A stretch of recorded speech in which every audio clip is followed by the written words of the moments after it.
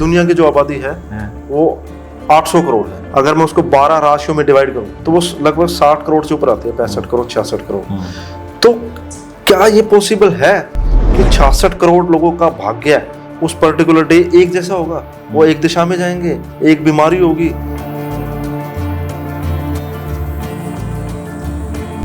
जो लोग डेली का अपना देखते हैं राशिफल, मेरे को भी इंटरेस्ट है, मैं भी देखता हूँ, कभी टीवी पर देखता हूँ या फिर न्यूज़पेपर मैगजीन में पढ़ लिया। वो कितना ऑथेंटिक होता है अमित जी? क्या वो 100% सही होता है? वो 100% गलत होता है। अच्छा, गलत होता है। गलत होता है। मैं एस्ट्रोलॉजी पिछले 17 साल से कर रहा हूँ। मैं पामिस्ट्री भी करता हूँ, face reading, signature analysis, behaviour analyst, ये सारी चीजें मैं करता हूँ, सिखाता हूँ।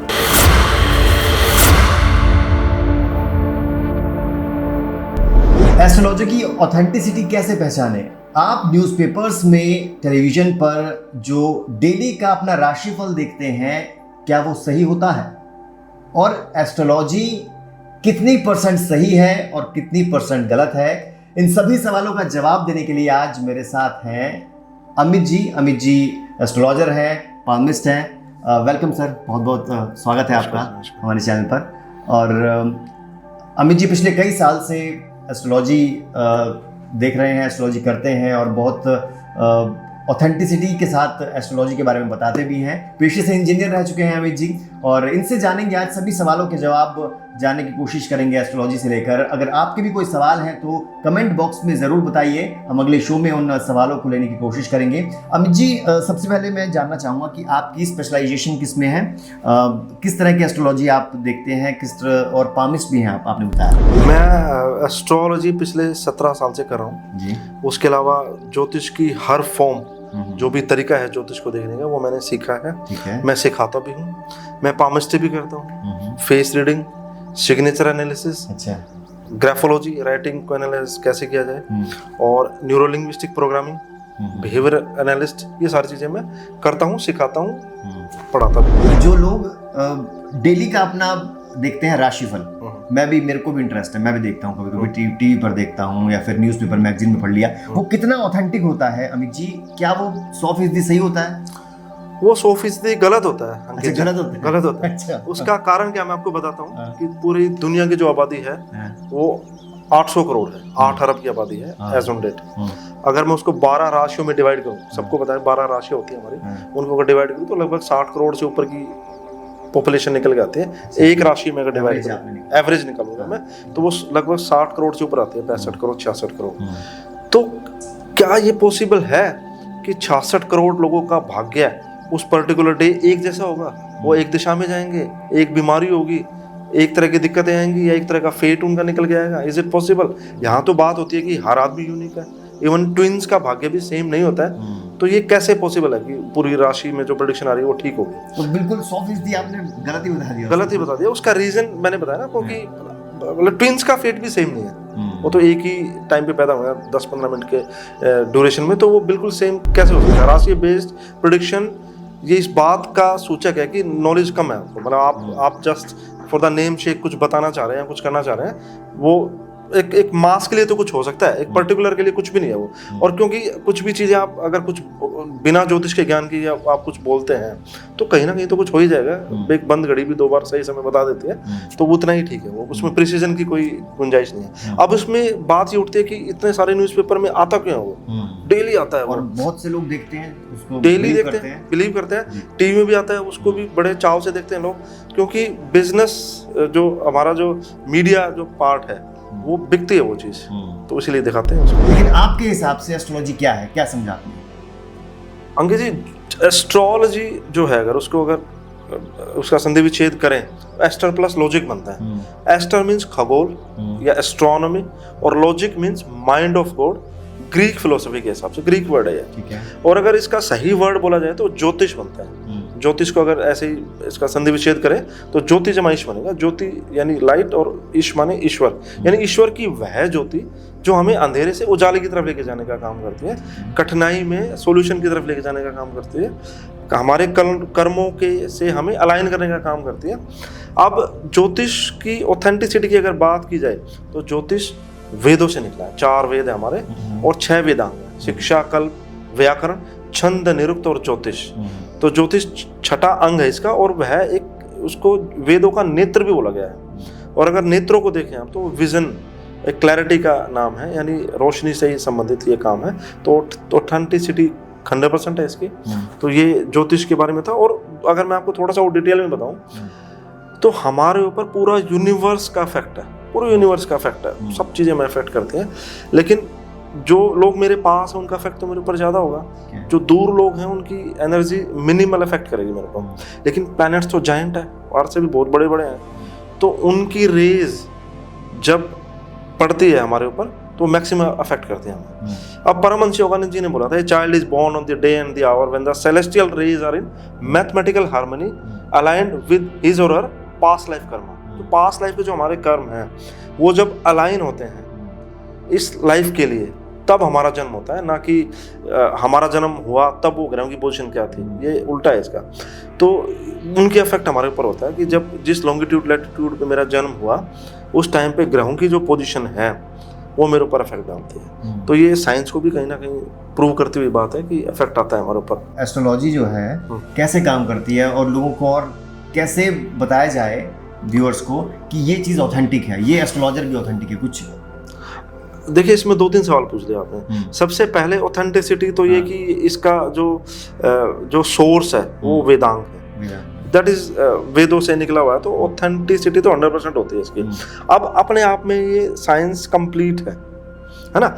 मैं एग्जांपल के लिए आपको छोटी सी बात ये कहना चाहता हूँ कि ऑथेंटिसिटी कैसे निकल के आती है कि अगर किसी हॉस्पिटल में किसी का सर्जरी गलत होगी और वो अगर उसको मिस हैपनिंग होगी उस पर्सन के साथ में, तो क्या हम ये बोल देंगे मेडिकल ठीक नहीं है, मेडिकल जो पूरा फील्ड है वो खत्म है, या डॉक्टर के खिलाफ बोलेंगे? ऑब्वियसली डॉक्टर ने गलती करी होगी कुछ, तो मेडिकल इंडस्ट्री गलत थोड़ी होगी, मेडिकल साइंस गलत थोड़ी होगी।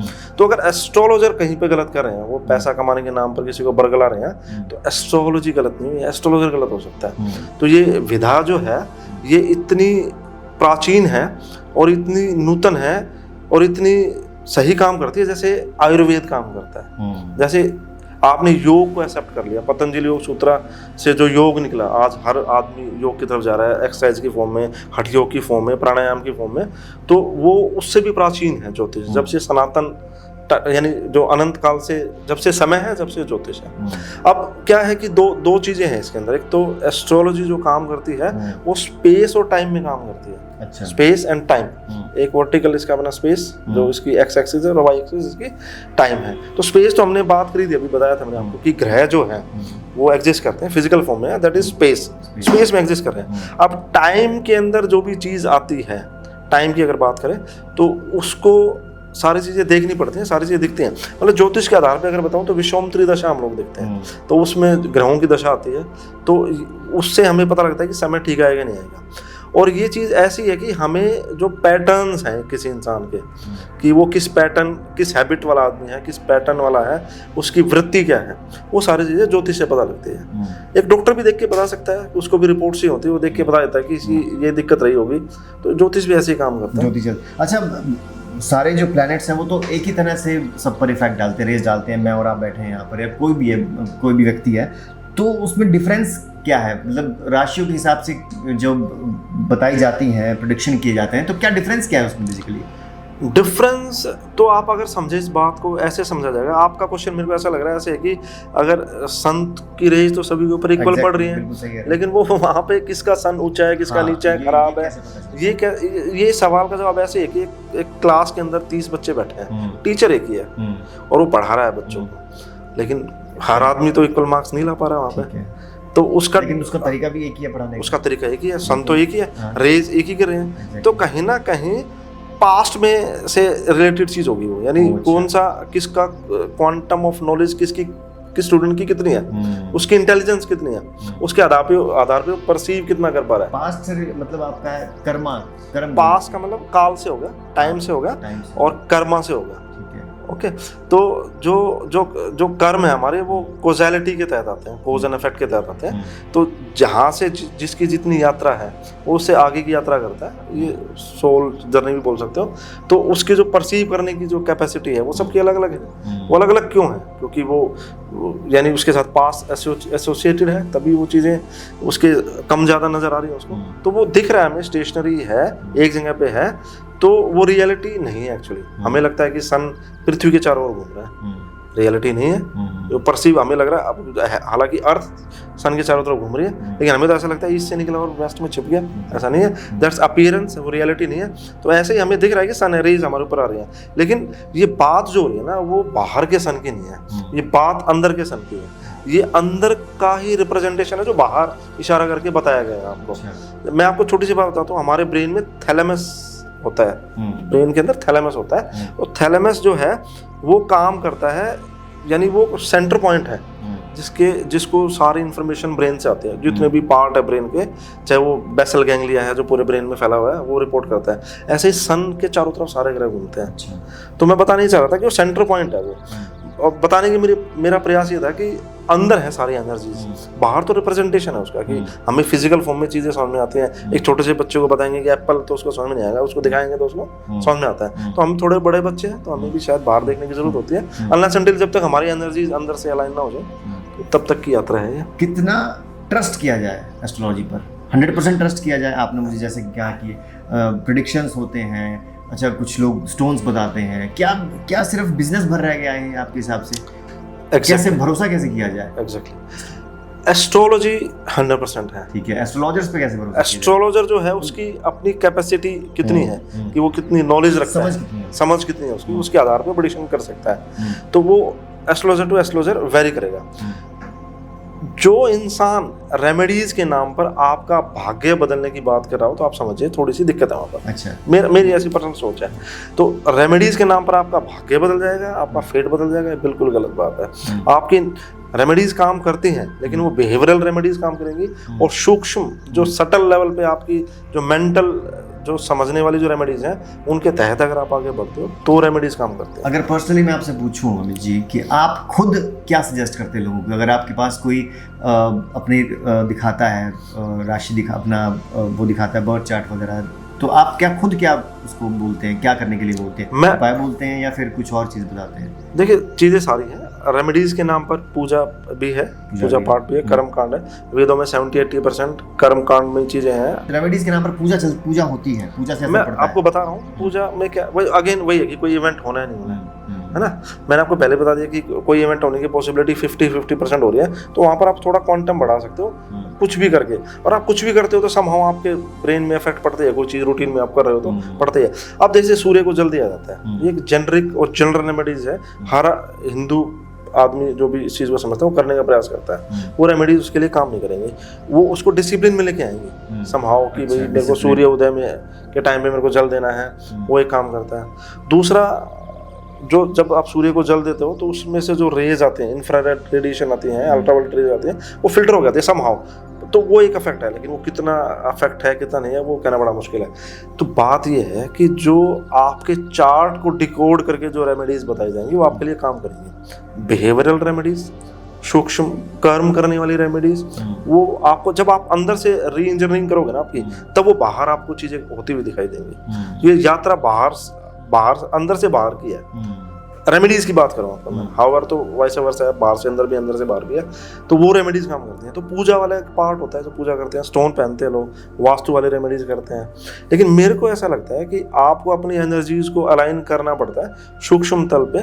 तो बिहेवियरल रेमेडीज काम करते हैं, आपके कर्म जो आप खुद से करते हो वो रेमेडीज काम करती हैं, मंत्र ग्रेटली काम करते हैं। लेकिन आप वो इवेंट के आधार पे डिसाइड होगा कि ये कुछ रेमेडीज करने से फायदा होगा या नहीं होगा। डोनेशंस काम करते हैं, तो वो सारी चीजें हैं। लेकिन सिर्फ कुछ स्विच वर्ड लिख देने से, कुछ बोल देने से तो वो काम नहीं करते हैं। तो आपका चार्ट डिकोड होना चाहिए, उसके आधार पे पर्सनलाइज रेमेडीज होंगी, और वो कार्मिक रेमेडीज होंगी जो आप खुद से स्वयं से करेंगे। बेसिकली एस्ट्रोलॉजी क्या है, और ये जो प्रेडिक्शंस जो बताते हैं एस्ट्रोलॉजर्स, वो कितनी सही होती हैं कितनी गलत होती हैं, वो आप पर निर्भर करता है और एस्ट्रोलॉजर पर भी निर्भर करता है। बाकी काम कैसे करती है एस्ट्रोलॉजी और क्या ऑथेंटिसिटी है, आपने आज जाना। अगले एपिसोड में हम अमित जी से पूछेंगे, क्योंकि पामिस्ट्री इनका स्पेशलाइजेशन रहा है। तो अमित जी, अगले एपिसोड में हम आपसे पूछेंगे सबसे पहला पैसे की रेखा कौन सी होती है, लव लाइफ की रेखा कौन सी होती है, मैरिज की रेखा कौन सी होती है, इनमें आम लोगों का बहुत इंटरेस्ट रहता है। तो ये जानने की कोशिश करेंगे। Thank you so much time देने के लिए, बहुत बहुत शुक्रिया आपका। और आप भी अपने कमेंट्स में लिखकर बता सकते हैं हमारे वीडियो में कि आपको किस तरह के सवाल जानने हैं, आपको एस्ट्रोलॉजी पर कितना भरोसा है, या फिर ऐसा कोई एक्सपीरियंस रहा है आपका, आपने रेमेडीज करी हों और वो सफल ना हुई हों, ये भी आप कमेंट करके बताइए। Thank you so much Amit ji. जल्दी दोबारा लौटते हैं अगले एपिसोड में। फिलहाल के लिए इतना ही। Thank you so much.